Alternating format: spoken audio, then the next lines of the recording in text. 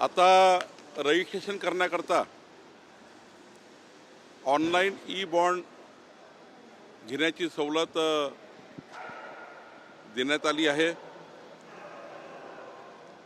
या ई बॉन्डमुळं आता जे काही एक्सपोर्ट इम्पोर्ट असतो याची ड्युटी जी आहे ही ड्युटी ऑनलाईन भरता येतं आणि म्हणून ई बॉन्ड प्रणाली आणण्याचा विचार होता, तो आता आणलेला आहे।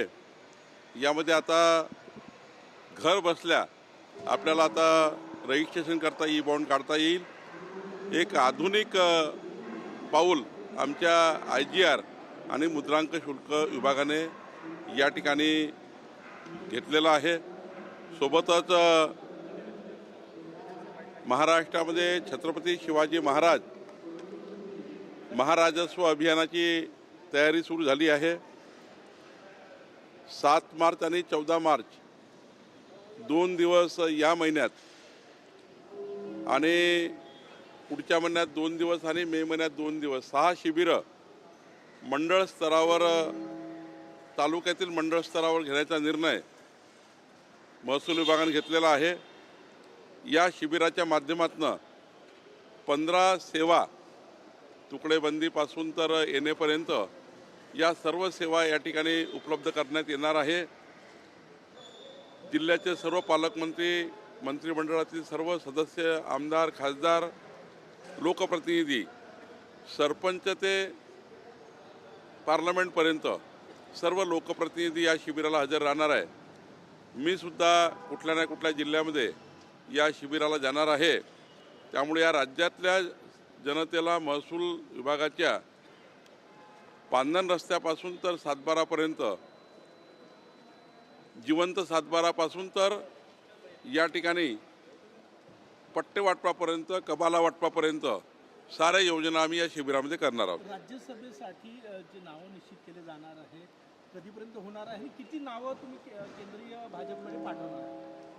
महाराष्ट्र कोर कमिटीची आमची भाजपाची बैठक झाली। माननीय मुख्यमंत्री देवेंद्र फडणवीसजी, आमचे अध्यक्ष रवींद्र चव्हाणजी आणि आमचे सहसंघटन मंत्री शिवप्रकाशजी आणि आम्ही सर्व बसलो होतो। यामध्ये जी काही नावं आली आहेत ती नावं आता आमची कोर कमिटी केंद्रीय कोर कमिटीकडे पाठवेल आणि त्यातनं मग मला वाटतं की आम्हाला त्या ठिकाणी 4 सीट्स भारतीय जनता पार्टीला साधारण मिळतील अशी या ठिकाणी संख्याबळ आमच्याकडे आहे।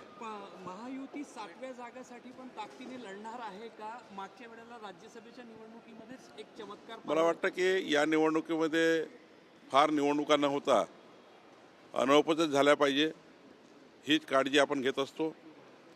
माननीय मुख्यमंत्री देवेंद्र फडणवीसजी यांनी हाच विचार केला आहे, आम्ही सर्वांनीच हा विचार केला आहे की राज्यामध्ये अनौपचारिक निवडणुका व्हाव्यात, पण तशी अटीतटीची परिस्थिती आली किंवा त्यांच्यामध्ये काही एकमत झालं नाही तर मात्र मग निवडणूक होऊ शकेल। सातारा आणि हैदराबाद गॅजेटियर GR याच अधिवेशनात काळा जरांगे पाटील यांनी मागणी केली नाही तर त्यांची मागणी आहे,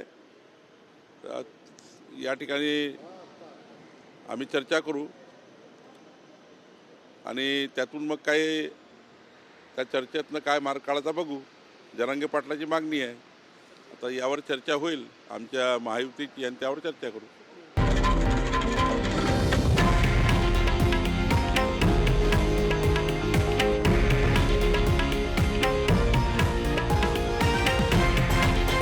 हे आहे देशातील नंबर 1 न्यूज नेटवर्क आणि आपण पाहत आहात TV9 मराठी, एकमेव।